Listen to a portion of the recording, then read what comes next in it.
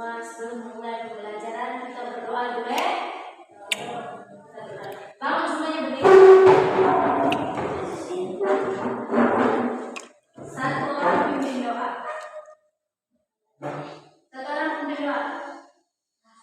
Kasih pimpin doa.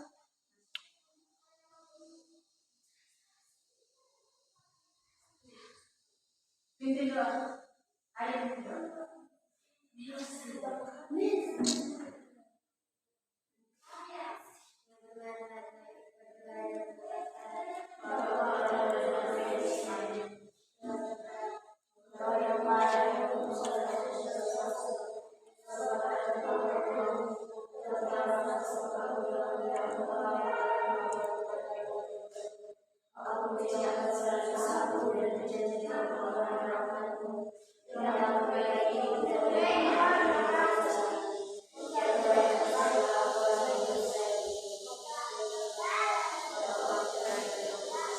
Silakan duduk. Berikutnya kita belajar materi tentang peristiwa dalam kehidupan. Ibu minta satu orang sekarang jawab apa itu peristiwa. Menurut dia punya pandangan, dia punya pemikiran sendiri Alen. Rasanya, kejadian, apa lagi? Peristiwa apa dan? Ya? Jawab saja, tidak apa-apa. Peristiwa itu apa saja? Peristiwa yang terjadi itu tuh sebuah kenyataan. Jadi peristiwa adalah kenyataan yang bersifat absolut atau mutlak dan objektif. Sejarah sebagai peristiwa merupakan suatu kenyataan yang objektif, artinya kenyataan yang benar-benar ada dan terjadi dalam kehidupan masyarakat manusia. Contoh misalnya, sejarah desa Pobokol ini dibangun oleh orang-orang tertentu, misalnya orang-orang yang mereka berjasa untuk membangun desa ini. Itu adalah sebuah sejarah. Jadi suatu saat tidak boleh kita lupakannya sejarah. Apa itu absolut?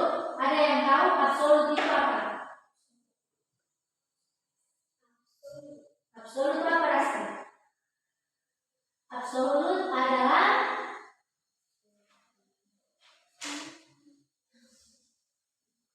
absolut itu tanpa syarat atau tidak dapat diragukan lagi, nyata atau murni, dengan kata lain mutlak atau tidak terbuka, terbatas. Sekarang ibu cerita singkat tentang sejarah ya. Ibu cerita singkat tentang sejarah. Dengar baik-baik, nanti ada pertanyaan nih. Ini kalau tidak tahu jawab ini bahaya. Oke, ibu cerita dengan singkat ya. Cerita singkat sejarah Pancasila siswa. Oke. Salah ulang ya. Cerita singkat sejarah Pancasila. Setelah ibu bacakan ini, simak baik-baik. Setelah ibu bacakan ini, tolong jawab pertanyaannya. Hari lahir Pancasila pada tanggal 1 Juni yang ditandai oleh pidato yang dilakukan oleh Presiden pertama Indonesia, Soekarno, pada 1 Juni tahun 1945 dalam sidang Dokuritsu Jumbi Kosakaya, Badan Penyelidik Usaha Persiapan Kemerdekaan. Pidatonya pertama kali mengemukakan konsep awal Pancasila yang menjadi dasar negara Indonesia. Adapun sejarahnya berawal dari kekalahan Jepang pada Perang Pasifik. Mereka kemudian berusaha mengundangkan hati masyarakat dengan menjanjikan kemerdekaan kepada Indonesia dan membentuk sebuah lembaga yang tugasnya untuk mempersiapkan hal tersebut. Lembaga ini dinamai Dokuritsu Jumbi Kosakaya. Pada sidang pertamanya di tanggal 29 Mei tahun 1945 yang diadakan di gedung Chuo Samgin, sekarang gedung Pancasila. Para anggota membahas mengenai tema dasar negara. Sidang berjalan sekitar hampir 5 hari dan hari kemudian pada tanggal 1 Juni 1945 Soekarno menyampaikan ide serta gagasannya terkait dasar negara Indonesia yang dinamai Pancasila. Panca artinya 5,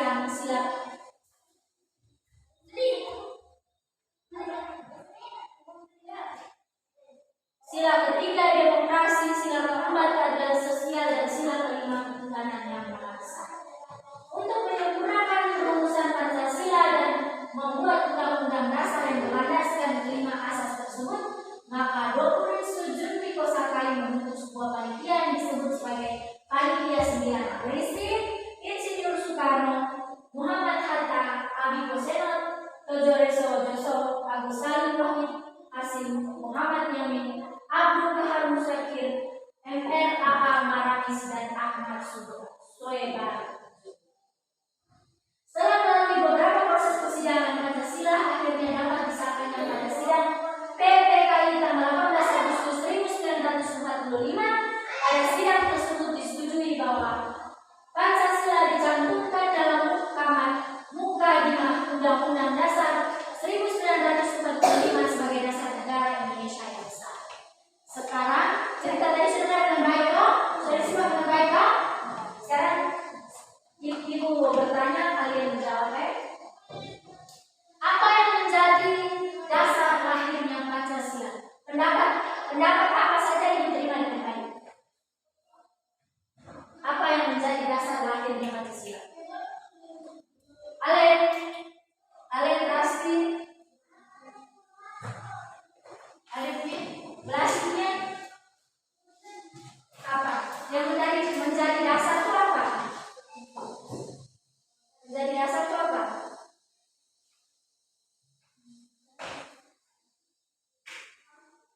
Apa? Tidak ada yang tahu. Tadi dengar simak ceritanya baik-baik tadi itu.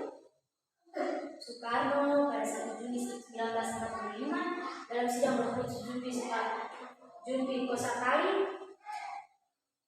beliau melakukan pidato pertama kali mengungkapkan konsep awal Pancasila menjadi dasar negara Indonesia. Sejarah berawal dari apa? Dasarnya dari kerinduan apa? Kerinduan bangsa Indonesia pada zaman itu untuk merdeka. Kerinduan kita tuh apa?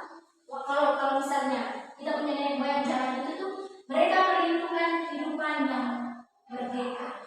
Karena mereka dulu kita punya nenek moyang dulu itu disiksa disuruh kerja rodi. Pokoknya kita punya rempah-rempah, kita punya hasil alam yang begitu banyak tuh dirampas oleh kolonial Belanda dan penjajah lainnya. Maka dari itu kita punya Bapak Soekarno, kita punya para pahlawan semua berusaha untuk bagaimana caranya supaya kita itu bisa merdeka, biar kita punya anak cucu nanti kita ini tidak merasakan apa yang mereka rasakan. Jadi kita sekarang bersyukur sekali kita hidup zaman yang sudah merdeka, di mana kita bisa bersekolah dengan bebas, kita bisa melakukan aktivitas dengan bebas, tidak ada yang bisa kita. Maka dari itu sekolah yang pintar, ya dan pintar. Sekarang, di manakah sidang pertamanya diadakan? Sidang pertama. Di gedung ya, di gedung apa? Rasi, benar. Di gedung apa? Cua apa tadi? Cua Samkin. Sekarang yang menjadi gedung Pancasila ya. Berikut lagi bertanya.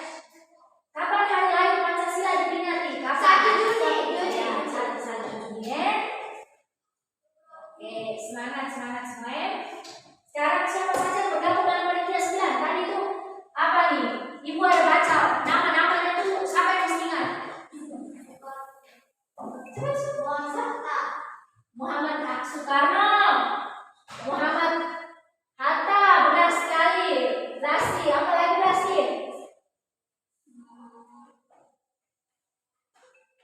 Agus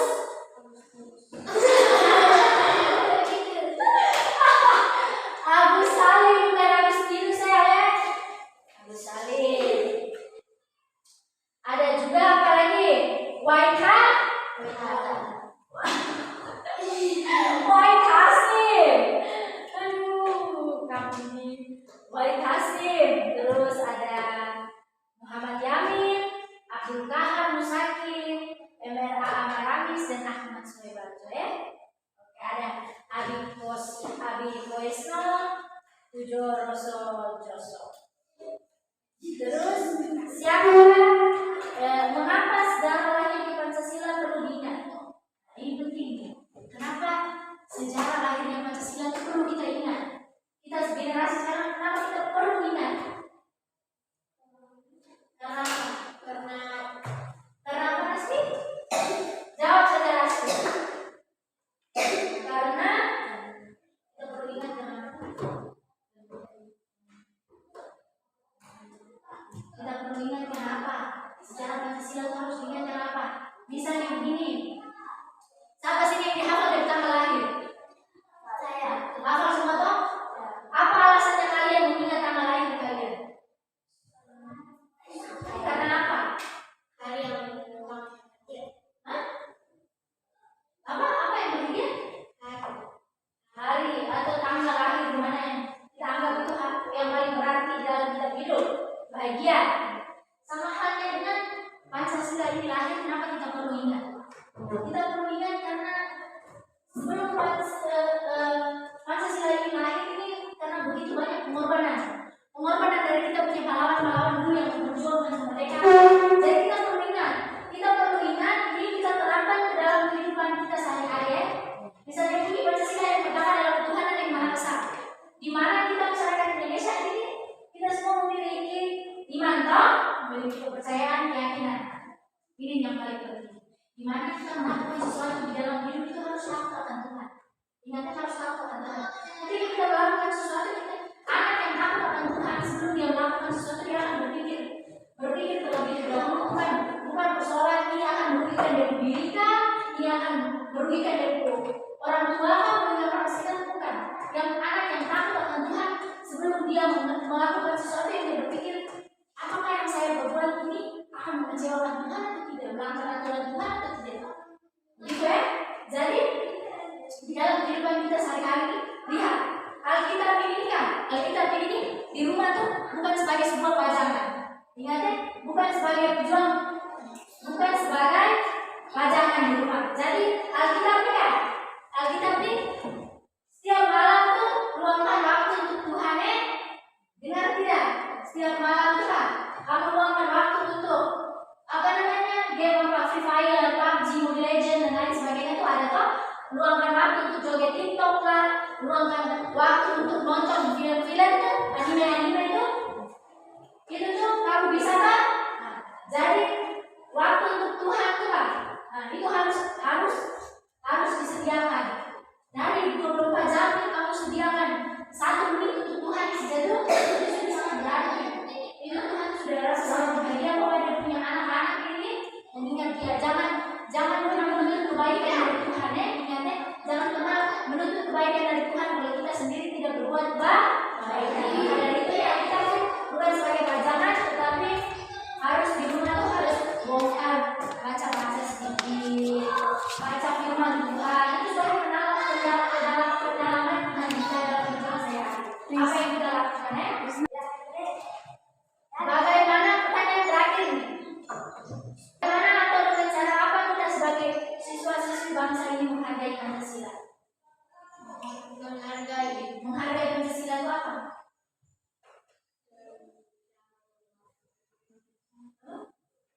Ngomong sudah sih.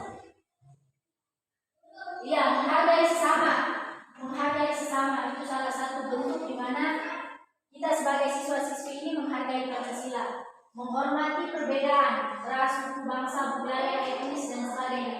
Ingat ya, tidak boleh adanya pembulian. Tidak ingat, yang paling ditekankan tidak boleh adanya pembulian. Pembulian ini sudah marak sekali. Kemudian sekarang ketika seorang menyuarakan tentang pembulian orang lain pertama itu tidak baik. Pembulian itu sangat berbahaya, baik bagi fisik dan mental psikis kita ya. Jadi sebagai siswa-siswi bangsa ini dengan menghargai Pancasila kita harus rajin belajar menghargai sesama, menghargai perbedaan dan sebagainya. Oke? Yang berikut kita belajar tentang organ dan fungsi pernapasan manusia. Organ pernapasan manusia. Manusia bernapas untuk memasukkan udara ke dalam tubuh. Udara mengandung oksigen dibutuhkan untuk mendapatkan energi dari makanan. Energi itu menggerakkan semua proses kehidupan yang sangat penting pada tubuh. Organ pernapasan manusia terdiri dari apa saja?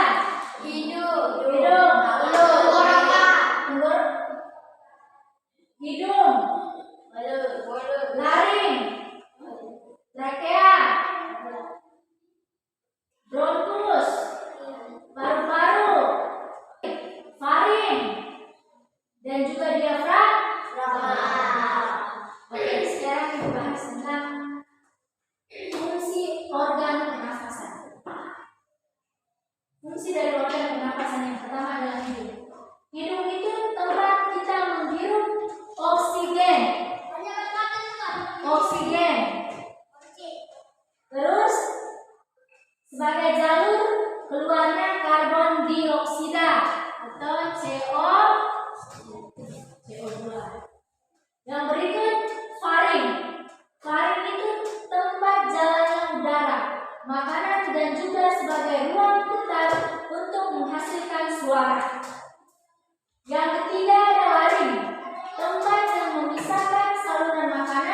dengan saluran udara. Yang berikut ada trakea, tempat jalannya udara untuk masuk keluar dari paru-paru. Yang kelima ada bronkus, tempat mengantar udara baik oksigen dan karbon dioksida sampai menuju paru-paru.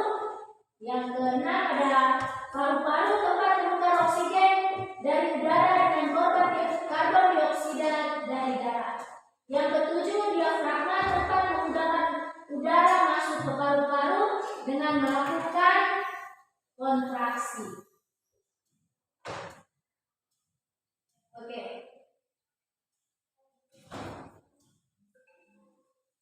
Sekarang faktor-faktor penyebab terjadinya gangguan pernapasan pada manusia. Ada faktor fisik. Adanya kelemahan pada organ pernapasan dapat menyebabkan gangguan pernapasan. Misalnya pada bayi yang terlahir dari diri prematur. Organ pernapasan mungkin belum sempurna sehingga memerlukan alat bantu pernapasan. Faktor penyakit. Banyak penyakit menyebabkan gangguan pada pernapasan, misalnya asma, bronkitis, amispe, dan kanker paru-paru. Asma itu bisa terjadi lingkungan. Kita bernapas untuk menghirup oksigen. Lingkungan kotor, asap kendaraan, asap pabrik, dan asap rokok mencemari udara dan tercemar menyebabkan ketersediaan oksigen menipis sehingga kita merasa sesak nafas. Siapa di sini yang sudah merokok? Belum semua tak? Alen? Belum torek? Dan jangan pernah mencoba-coba untuk merokok ya. Kalau kita merokok tuh nanti kita punya tubuh yang tadi sehat itu tidak akan sehat lagi, terkena serangan penyakit. Apalagi kita masih muda. Lihat ya anak-anak di luar sana yang merokok tuh mukanya masih muda, baby face, atau sudah kelihatan tua, sudah tua. Bibirnya menggelap, menghitam. Mereka bukan orang yang pakai narkotika tuh. Nah, itu anak-anak muda yang masih merokok. Dan jangan pernah minum minuman keras. Siapa di sini yang sudah minum minuman keras? Belajar minum minuman keras itu tidak baik ya untuk kesehatan tubuh. Misalnya kita alkohol, kita minum minuman beralkohol kalau berhadiah itu juga tidak baik ya. Maksudnya minuman beralkohol itu tidak hanya yang tadi minuman keras-kerasan itu macam Sprite, Fanta, itu tuh mengandung alkohol. Jadi usahakan untuk tidak terlalu mengonsumsi minuman-minuman yang mengandung alkohol. Ya. Kita berbicara tadi tentang organ pernapasan di dalam tubuh. Fungsi organ pernapasan itu sangat penting bagi manusia. Kalau kita tidak bernapas berarti kita akan mati. Maka dari itu kita harus jaga pernapasan kita dengan baik. Salah satunya menjaga lingkungan kita supaya